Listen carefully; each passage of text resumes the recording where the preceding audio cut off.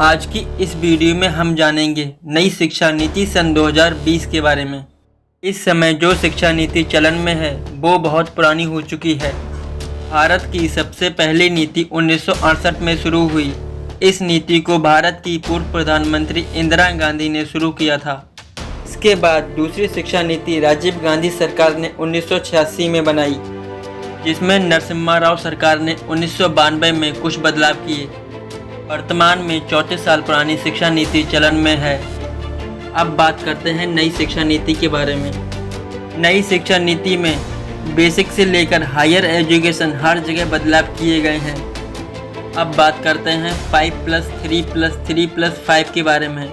आखिरकार ये है क्या? इस फॉर्मेट के चलते स्कूल के पहले 5 साल आते हैं। इसमें प्री के 3 साल और पहली और दूसरी कक्षा के 2 साल, ये फाउंडेशन स्टेज कहलाएगा। इसके बाद के 3 साल प्रिपरेटरी स्टेज कहलाएगा, जिसमें 3 से 5 की कक्षाएं शामिल होंगी। आगे के 3 साल मिडिल स्टेज कहलाएंगे, जिसमें कक्षा 6 से 9 शामिल हैं और कक्षा 6 से ही वोकेशनल स्किल दी जाएगी। चौथा स्टेज कक्षा 9 से 12वीं तक होगा। इसमें छात्रों को अपना मनपसंद विषय चुनने की पूरी आज़ादी होगी। अगर छात्र चाहें तो गणित विज्ञान के साथ फैशन डिज़ाइनिंग भी पढ़ सकता है। इसी के साथ साथ छात्रों को सभी विषयों में 2 स्तर का विकल्प दिया जाएगा। इस प्रकार सीबीएसई ने इस बार गणित में 2 स्तर रखे थे, बेसिक और स्टैंडर्ड। उसी प्रकार सभी विषयों में 2 स्तर रखे जाएंगे, जिसमें छात्र कोई भी विकल्प चुन सकता है। पॉइंट नंबर 2, बोर्ड परीक्षा को सरल बनाया जाएगा। यह परीक्षा साल में 2 बार ऑब्जेक्टिव और सब्जेक्टिव पैटर्न में होगी। छात्र इनमें से कोई भी विकल्प चुन सकते हैं। पॉइंट नंबर 3, नई शिक्षा नीति के अनुसार कक्षा 5 तक की पढ़ाई मातृभाषा में होगी और जहां तक संभव है कक्षा 8 तक की पढ़ाई भी मातृभाषा में होगी। पॉइंट नंबर 4, नई शिक्षा नीति के अनुसार अब कॉलेज एवं यूनिवर्सिटी में एडमिशन के लिए अमेरिका की सेट की परीक्षा की तरह एक कॉमन एंट्रेंस टेस्ट होगा।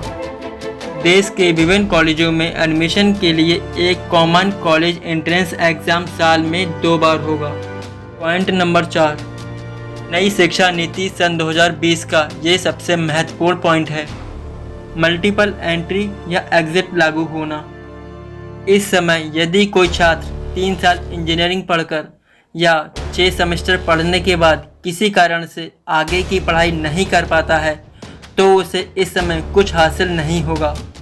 लेकिन अब मल्टीपल एंट्री व एग्जिट सिस्टम में 1 साल की बाद पढ़ाई छोड़ने पर सर्टिफिकेट, 2 साल के बाद पढ़ाई छोड़ने पर डिप्लोमा, 3 और 4 साल के बाद पढ़ाई छोड़ने के बाद डिग्री मिल जाएगी। इससे देश में ड्रॉप आउट रेशो कम होगा।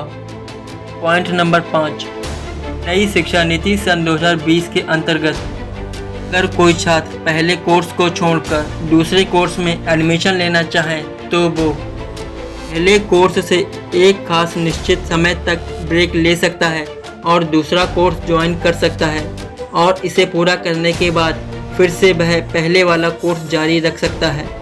पॉइंट नंबर 6, नई शिक्षा नीति सन 2020 में शिक्षा पर सकल घरेलू उत्पाद का 6% खर्च किया जाएगा, जो कि अभी तक 4.43% था। पॉइंट नंबर 7, मानव संसाधन विकास मंत्रालय का नाम बदलकर शिक्षा मंत्रालय कर दिया गया है और देश के शिक्षा मंत्री रमेश पोखरियाल होंगे। पॉइंट नंबर 8, वर्ष 2030 तक उच्च शिक्षा में सकल नामांकन 50% पहुंचाने का लक्ष्य है, जो वर्ष सन 2018 तक 26.3% है। नंबर 9, बैचलर डिग्री में 4 स्तर होंगे। पहले स्तर को पूरा करने पर सर्टिफिकेट, दूसरे स्तर को पूरा करने पर एडवांस्ड डिप्लोमा, तीसरे स्तर को पूरा करने पर बैचलर डिग्री और चौथे स्तर को पूरा करने पर रिसर्च के साथ बैचलर डिग्री पूरी होगी। मास्टर्स की डिग्री के पश्चात एमफिल का कोर्स नहीं होगा, सीधे पीएचडी में दाखिला ले सकते हैं।